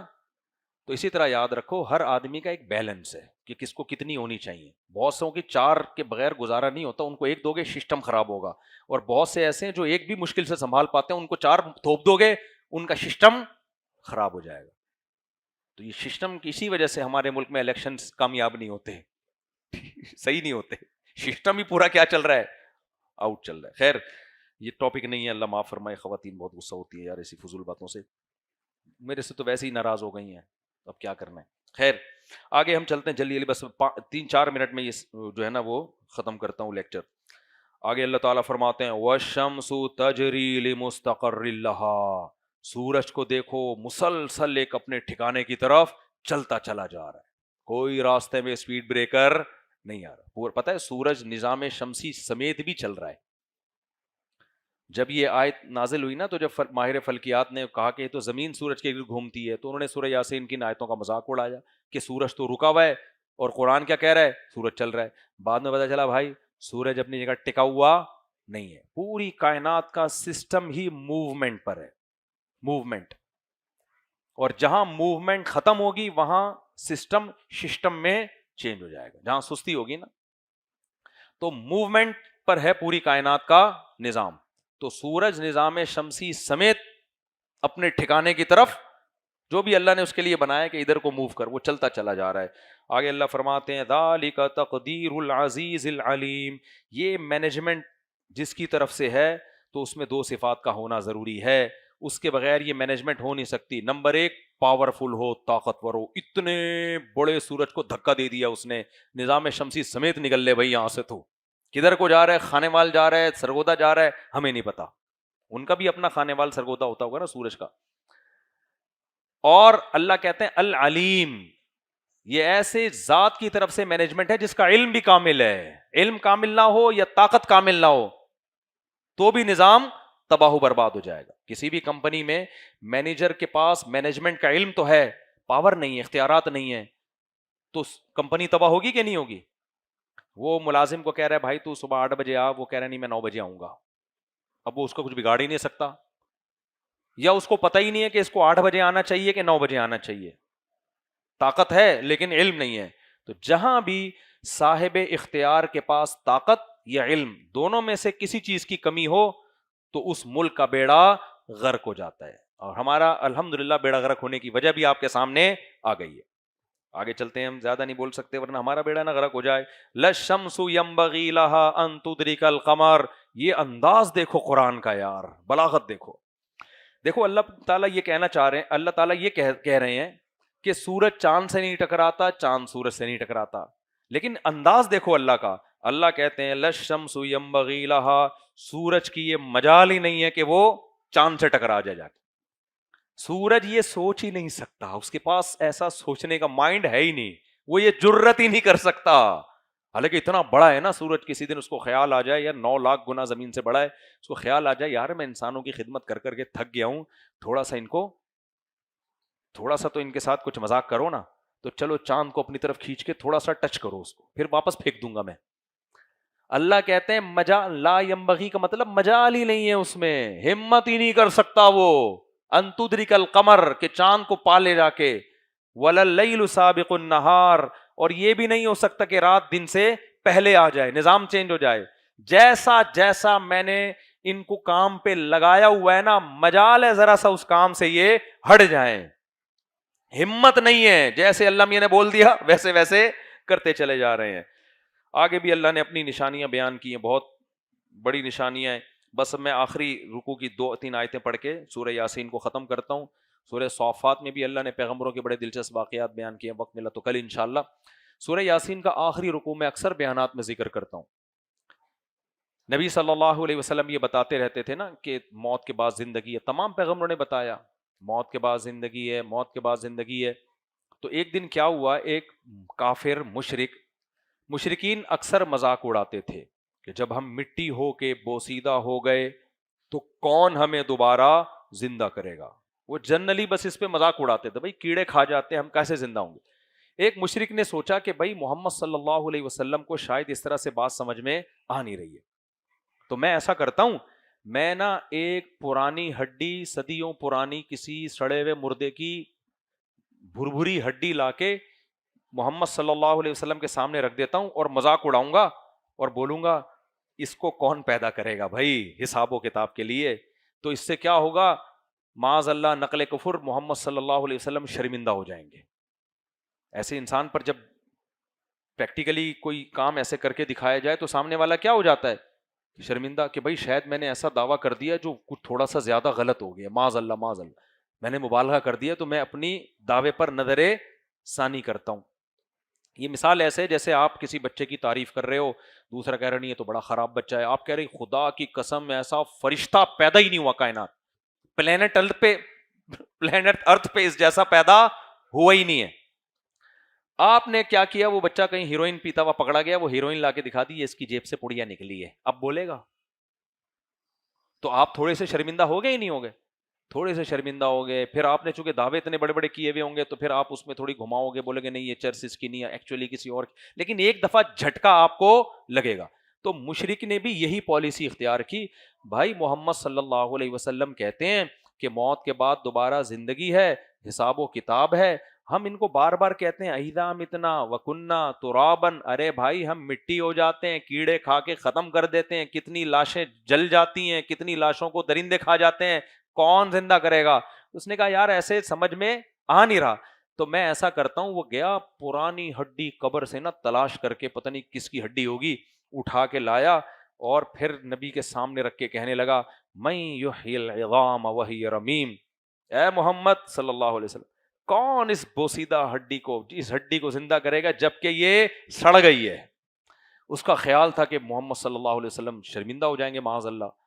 یار یہ تو ایکچولی میں بھی حیران تو ہوں، اب کیسے نا. نبی خاموش. فوراً آسمان سے جبریل وحی لے کر آئے. کیوں بھائی؟ میسنجر آف گاڈ کا کام گاڈ کا پیغام پہنچانا ہے، اسے ثابت کرنا نہیں ہے. ثابت کرنا کس کا کام ہے؟ اللہ کا. تو ہمارے نبی آرام سے بیٹھے ہوئے، بھائی ہم نے تو پیغام پہنچا دیا، اللہ کہہ رہا ہے، میں تھوڑی کہہ رہا ہوں.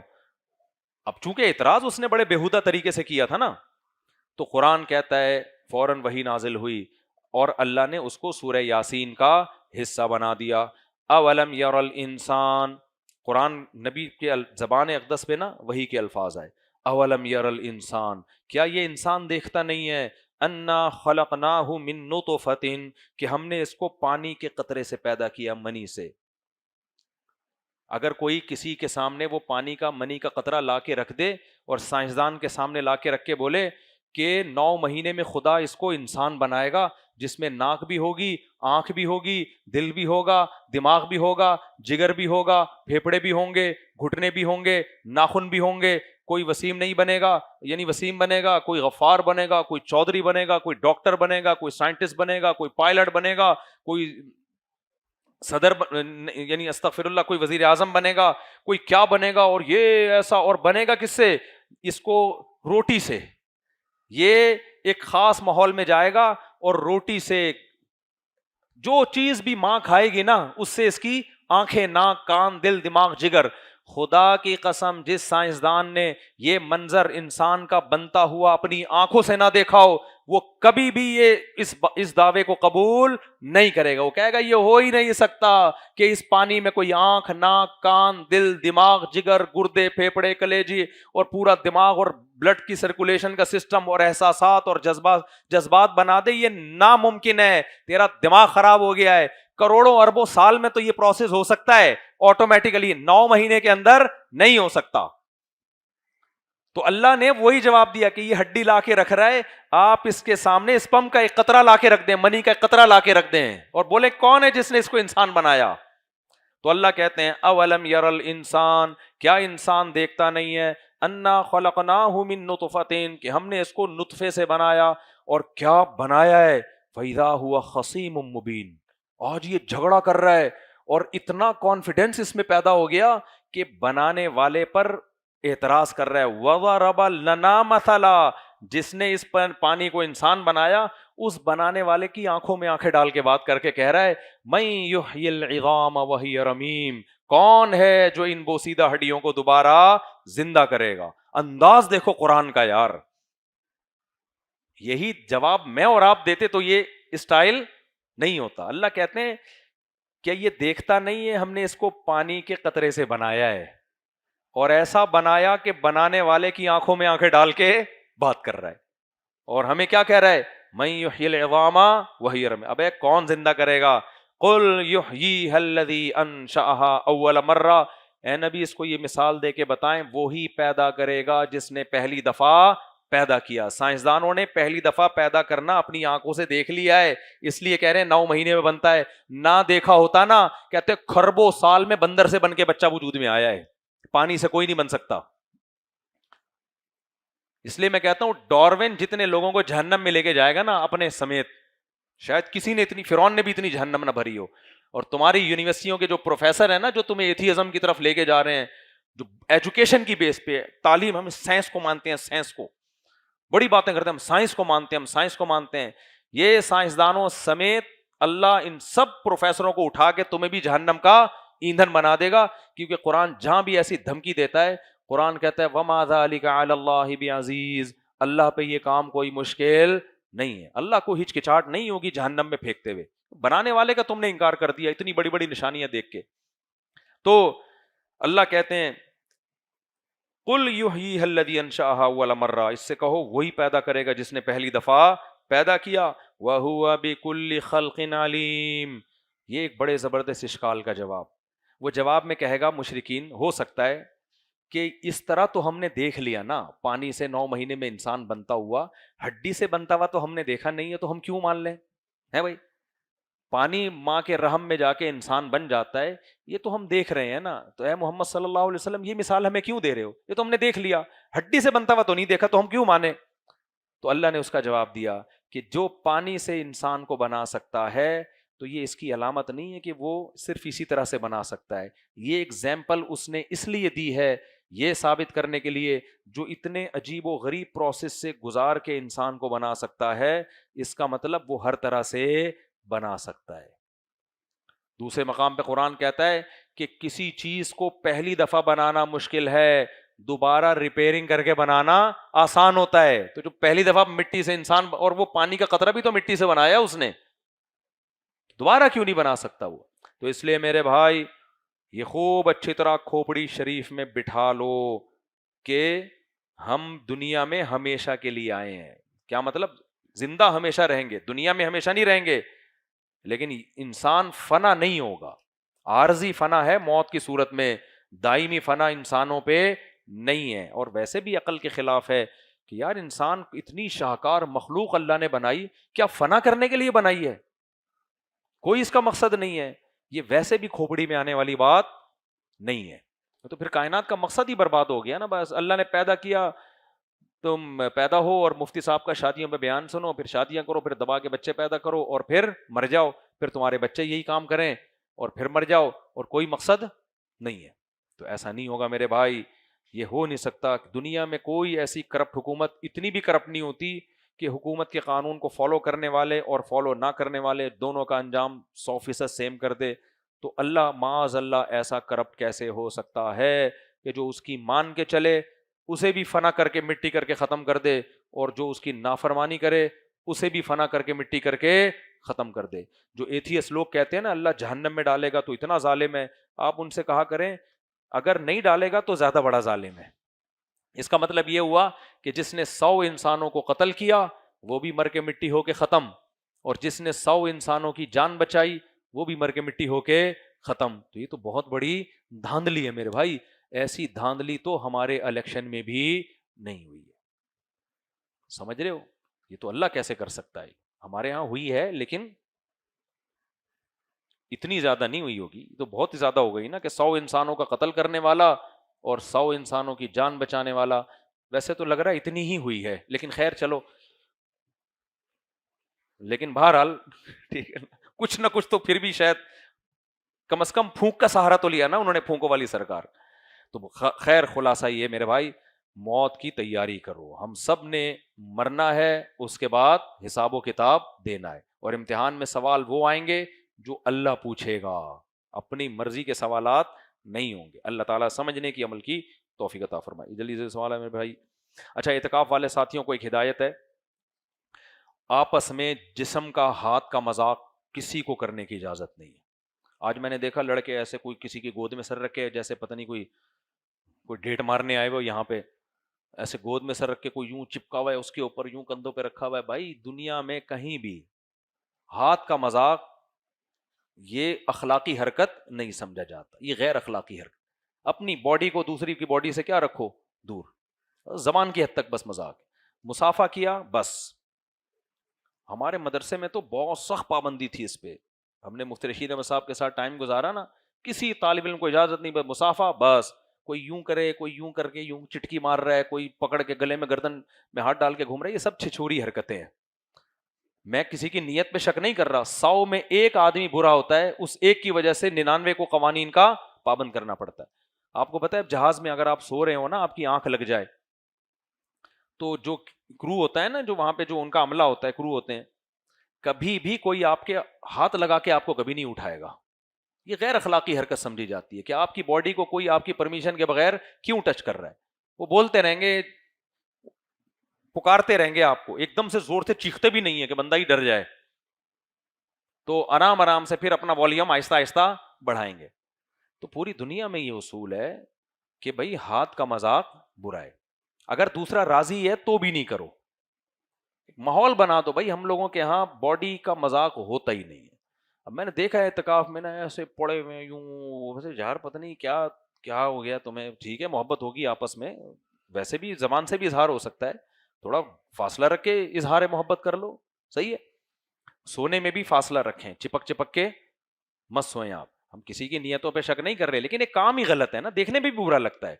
اب صبح میں جب فجر میں یہاں بیٹھا ہوا تھا تو ایسے چپک کے بیٹھے ہوئے ہیں. میں نے ان کو سب کو کہا, میں نے کہا ہوا نکلنے کا راستہ رکھو, بیچ میں سے ہوا پاس ہو, ہوا اتنا بیٹھو کہ ہوا بیچ میں سے پاس ہو. تو یہ بہت بری حرکت ہے, اور خاص طور پہ بچوں کے ساتھ جو ہے نا وہ تو بہت زیادہ غلط ہے. تو آپ لوگ سونے میں بستروں میں کیا رکھیں گے, فاصلہ, باڈی کسی کی ٹچ ایک دوسرے سے نہ ہو. اور جب بیٹھیں گے تو تھوڑا تھوڑا کیا ہونا چاہیے, فاصلہ. اچھا ایک اور بات, جب مجھ سے کوئی بات کرنے کے لیے آتا ہے تو منہ کے اندر گھسنے کی کوشش نہ کرے. وہ ایسے بات کر رہے ہوتے ہیں پورا کہ نا سانس مجھے محسوس ہو رہا ہوتا ہے ان کا, میں منہ یوں یوں کر رہا ہوتا ہوں. بھائی سب نہیں کر رہے ہوتے, بعض لوگ. یہ بھی غیر اخلاقی حرکت ہے یار. آپ جب کسی سے بات کریں تو تھوڑا سا چہرے کا کیا ہونا چاہیے, فاصلہ ہونا چاہیے نا. آتے ہی منہ میں بالکل اب سانس آ رہا ہے مجھے آپ کا, یار یعنی منہ میں لگ رہا ہوتا ہے, پھر میں یہ بھی ہوتا ہے کہ میں یوں کروں گا تو یہ سمجھے گا اس کی توہین کر رہا ہوں, میں انسلٹ ہو رہی ہے. تو پھر ایسے آدمی کو الجھن ہوتی ہے. تو میں یوں کر رہا ہوتا ہوں کہ جی جی جی. وہ آج ایک صاحب آئے کہ وہ فلانے کی بیماری کی دعا کریں وہ ٹھیک ہو جائے. میں نے کہا تو مجھے بیمار کر رہا ہے, وہ ٹھیک ہو نہ ہو.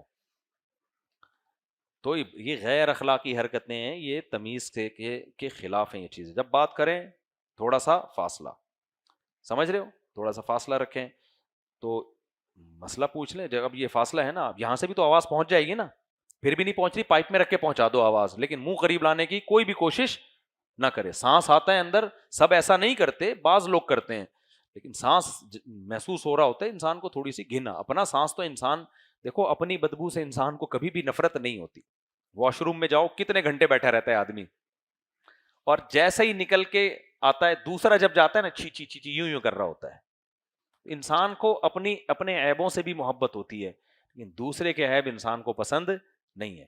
تو ہمارا جو اپنا سانس ہے, اچھا ہے برا ہے, وہ تو ہم برداشت کر رہے ہیں, دوسرے کا سانس برداشت نہیں ہوتا بھائی, کسی سے بھی نہیں ہوتا. تو کائنڈلی ان چیزوں کا خیال کیا کریں, اور صرف میرے ساتھ نہیں, آپس میں بھی ساتھی جب ایک دوسرے سے بات کریں تو فاصلہ اتنا رکھیں کہ آپ کے تھوک اس کے منہ پہ نہ جائے. ہمارے ایک دوست کے ساتھ میں جب بائک پہ بیٹھتا نا, تو وہ بائک پہ باتیں کرتے ہوئے یوں باتیں کرتے تو پورا ان کا تھوک میرے منہ پہ آ رہا ہوتا تھا. کئی بار میں نے سمجھایا, میں نے کہا یار تم ادھر ہی منہ کر کے بات کر لیا کرو, جو چیز سمجھ میں نہیں آئے گی وہ بائک سے اتر کے پوچھ لوں گا. بعض لوگوں کی عادت ہوتی ہے. اب بات چل پڑی ہے تو ایک چھوٹا سا واقعہ سنا دو, بہت پرانا ہو گیا, اب کسی کے سمجھ میں نہیں آئے گا. خاتون تھی, کئی دفعہ بیوہ ہوئی نا وہ, تو ان کے لیے میں نے ایک رشتہ بتایا, وہ مجھے کہنے لگی میرا رشتہ بتاؤ. 2 دفعہ بیوہ ہو چکی تھی, کئی دفعہ تو نہیں. تو ایک, اب وہ بھی تھوڑی ایجڈ ہو گئی, تو ایک اور زیادہ ایجڈ صاحب کا رشتہ ان کے پاس گیا. اب وہ صاحب جب بات کرتے تھے نا, تو بعض لوگوں کی عادت ہوتی ہے جب بات کرتے ہیں تو تھوک کی چھینٹیں نکال رہے ہوتے ہیں وہ. اب وہ پتہ نہیں ان بیچاروں, اب اتنا پرانا قصہ ہو گیا, کسی کی غیبت نہیں ہے, کسی کے سمجھ میں نہیں آئے گا کس کی بات کر رہا ہوں. اب وہ خاتون کے سامنے بیٹھے تو بات کر رہے ہیں, تو چھینٹیں وہاں تک جا رہی. تو اس خاتون نے مجھے کہا بھائی یہ تو بات کرتے ہیں تو ان کو تو اب ایج زیادہ ہو گئی تھی یا کیا تھا. میں نے کہا اس دفعہ ان پہ گزارا کریں, اگلی دفعہ انشاءاللہ اس سے اچھا دیکھوں گا. اتنا غصے ہوئی, بھائی 2 دفعہ بیوہ ہو گئی, اب گزارا کرو. میں نے کہا اس دفعہ ان پہ گزارا کریں, اگلی دفعہ انشاءاللہ اس سے اچھا دیکھو. وہ ایک دم غصے ہو کے, میں نے کہا مذاق, پھر بڑی مشکل سے سنبھالا میں نے یار مذاق. تو آپ کی چھینٹیں دوسرے کے منہ پہ نہ پڑیں. تمیز ان چیزوں کا تعلق کس سے ہے؟ جب مسجد میں رہتے ہیں تو ایک دوسرے کے حقوق کا خیال کرنا چاہیے. بہت سے لوگوں کو ان چیزوں سے تکلیف ہوتی ہے, وہ کہہ نہیں پا رہے ہوتے, تو میں نے سب کا نمائندہ بن کے پارسل کر دیا. اللہ تعالیٰ سمجھنے کی عمل کی توفیق دے. یہ کیا ہے؟ اچھا, مسجد میں جب آپ سوئیں گے نا تو نیچے کوئی کپڑا بچھائیں. بھائی نائٹ فال بھی تو ہو سکتا ہے, احتلام بھی تو ہو سکتا ہے, گندگی ہو جائے گی مسجد میں, تو کوئی کپڑا بچھائیں, چادر بچھا لیں, تاکہ اگر کوئی گندگی ہوتی ہے آپ چادر کو دھو لیں جا کے. اب کارپیٹ پہ جو ہے اگر کوئی خدا نخواستہ گندگی لگ جائے, اس کو دھونا کتنا مشکل کام ہے. تو کوئی بھی ساتھی ایسے نہ سوئیں, ایک رومال رکھیں, 2 تہہ کر لیں اس کی, یا کوئی بھی چادر بچھائیں, اس پہ سو جائیں. آپ سونے سے آپ کو منع نہیں کیا جا رہا, آپ آئے ہی اسی سلسلے میں ہیں لیکن سوئیں تو تمیز سے نا.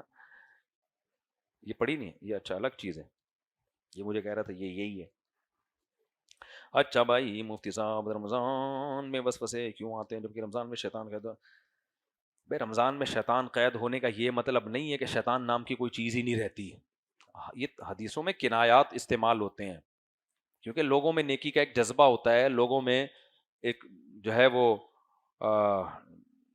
روزے رکھ رہے ہوتے ہیں, تراویح پڑھ رہے ہوتے ہیں, تو قید ہونا یہ کنایا ہے کہ شیطان کے اثرات کم ہو جاتے ہیں. باقی قرب قیامت میں تو رمضان میں لوگ روزہ ہی چھوڑ دیں گے, تو شیطان کے مشورے پہ ہی تو چھوڑیں گے لوگ روزے. تو شیطان قید ہونے کا مطلب یہ ہے کہ جیسے جتنا زیادہ لوگوں میں تقویٰ آتا ہے, شیطان کی ایکٹیویٹیز اسی حد تک محدود ہو جاتی ہیں. تو یہ اس طرح کی حدیثیں اپنے ظاہر پہ نہیں ہوتی ہیں.